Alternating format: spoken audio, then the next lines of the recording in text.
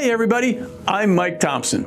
I built the CFI course here at the Epic Flight Academy, and with the help of many talented colleagues together, we have made it the go-to course for those looking to earn the FAA Flight Instructor Certificate. In addition to teaching this course, I wrote the book, Telling is Not Teaching, the Flight Instructor's Handbook. You can find it at Amazon.com. The book is built around the idea that effective flight instruction is based on a solid relationship between the instructor and the student. Now, if you think about it, effective teaching of any kind in any subject relies upon a good relationship between the teacher and the student. Telling is Not Teaching was designed to parallel the FAA's Aviation Instructor Handbook 8083-9A. In the Aviation Instructor Handbook 9A and in my book, the first 3 chapters discuss educational psychology, the next 3 discuss instructional design, and the final 3 chapters address the flight instructor profession and responsibilities in general. In later versions of the FAA's handbook, you may notice the chapter numbers change. However, the chapter content should remain essentially the same. Join me as I discuss each of the 9 chapters. I hope you find the book enlightening, and I sincerely hope it helps you develop as a teacher. Today, I'd like to introduce you to Chapter 8 in Telling is Not Teaching. In Chapter 8, we talk about teaching techniques. Now, assuming that teaching and not just telling is occurring between you and your learner, then teaching techniques really involve this one simple question. What does my learner need, and how can I break this down so that they can get it? That's it. Techniques are selected based upon what exactly our learner needs. Are techniques and activities the same thing? Have you ever wondered that? And if they're not the same thing, what's the difference? Well, join me in Chapter 8 and examine what exactly the difference is and why it is important, and how knowing and applying this difference in your teaching will make you a more effective teacher. In the Aviation Instructor Handbook, the FAA takes the time to discuss the time-honored and very effective method of telling and doing.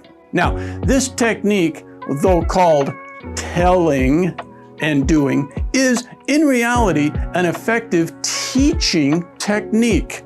Using this technique, you can build upon the relationship between yourself and the learner. This technique makes use of the learning cycle that we have discussed in chapters 2 and 4. This technique zeroes in on what the learner needs, and so don't be confused by the name. It is an effective teaching technique. Join me in Chapter 8 to explore this further. Now, a quick flashback. In Chapter 1 of Telling is Not Teaching, we discussed motivation, and in Chapter 7, we discussed our instructor responsibility of being positive.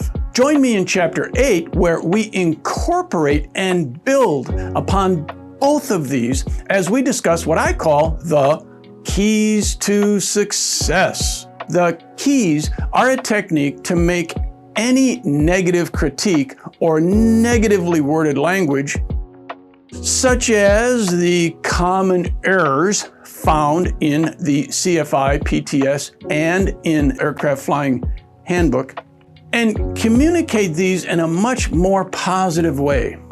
Not sure if this is possible? Try this, okay? Negative. Those S-turns were terrible.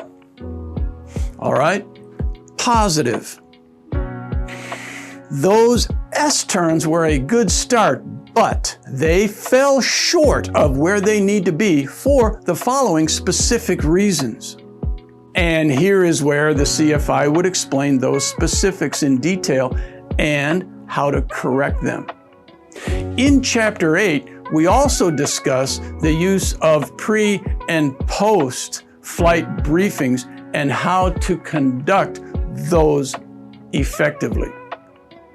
To be effective, they should be, well, by definition, brief.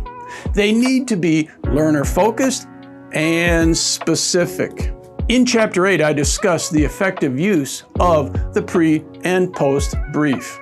And as many of us are aware, an effective drawing can go a long way in adding to the value of a pre-brief and/or a post-brief. How many of you CFIs out there, or CFIs in training, have apologized to your students for your whiteboard drawing skills with statements like these? Well, excuse my drawings, I know they're pretty bad. Or, gee, sorry, I can't draw very well. Or something similar. If you feel that simple, effective whiteboard drawings are beyond you, I'm here to tell you they are not. You can draw. What do you say when you hear your student tell you that there is something that they can't do? Well, folks, time to lead by example. You can do this, and here's how. Can you draw a straight line? Well, then you can draw a rectangle.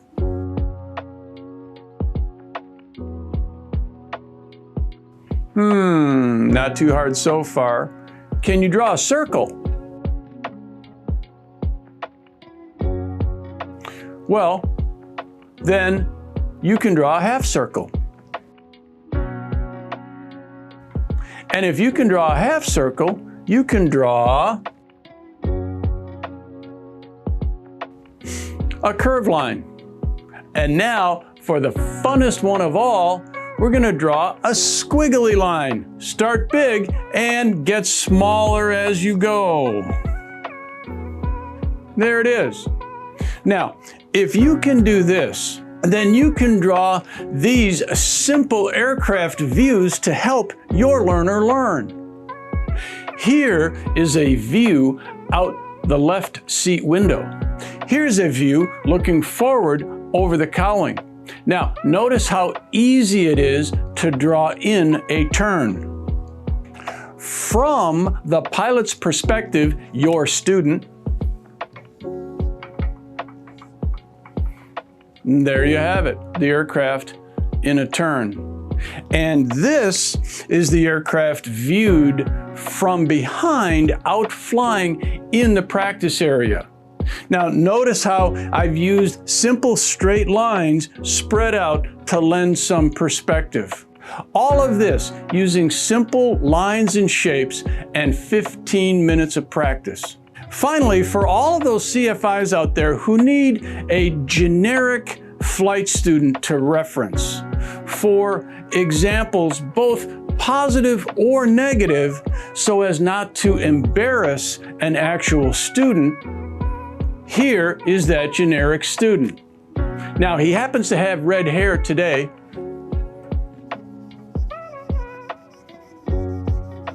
We start with that squiggly line.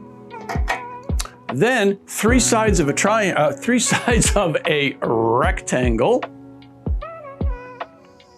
There you have it. A couple of loops for the ears. Simple. Two eyes. Just a circle. Dots in the center. A simple nose.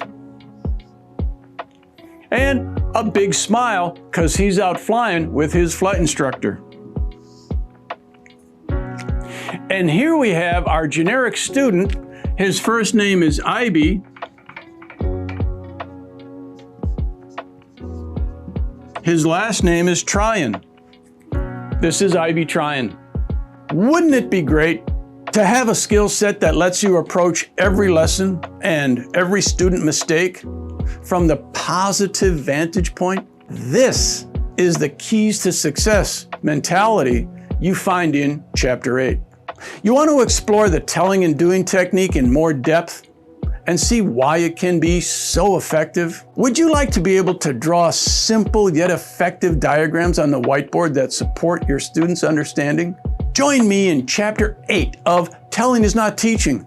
And at the end of the chapter, challenge yourself with the activities shown there. Find Telling is Not Teaching at Amazon.com.